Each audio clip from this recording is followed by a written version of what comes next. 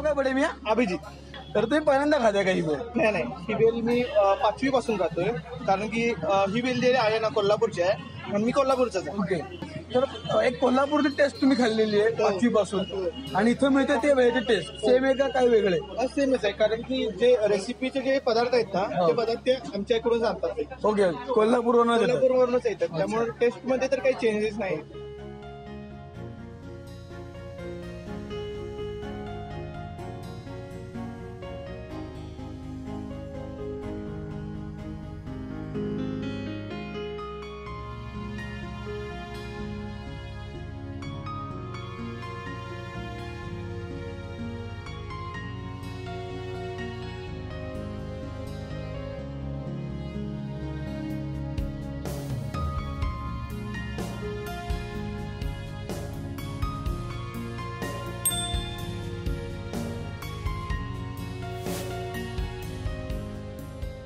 तुम्ही पहिल्यांदा खाताय दत्त भेळ का कसं?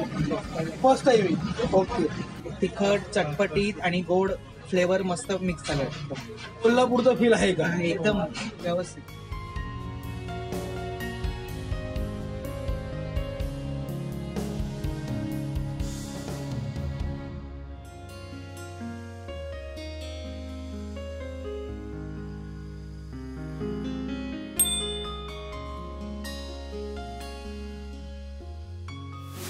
टेस्ट खूपच छान आहे आणि याच्यामध्ये जी पापडी वापरलेली आहे ती रेग्युलर पापडीसारखी पापडी नाही आहे, समथिंग इज डिफरंट.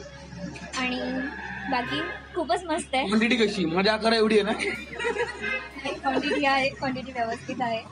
पुण्यातल्या साधारण कल्पना, त्याच्यानंतर गणेश बेळ वगैरे सगळे ट्राय केलेत, पण हे फर्स्ट टाइम कोल्हापूरचं असल्यामुळं म्हटलं बघूयात तरी जाऊन. ऍक्च्युली आम्ही दोघी इथं फिरत होतो, हिला म्हटलं चल लावून बघूयात काय आहे, टेस्ट करून बघू. तर खूपच मस्त आहे, मला अतिशय आवडलं. पण ह्याची स्पेशालिटी मी बघितली, तिकडे ह्याच्यात मोड पण घातलेले आहेत, विच इज व्हेरी हेल्दी फूडसाठी.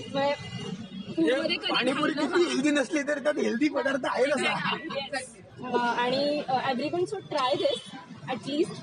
हां, येस. एकदा ट्राय केलं तर खात राहाल.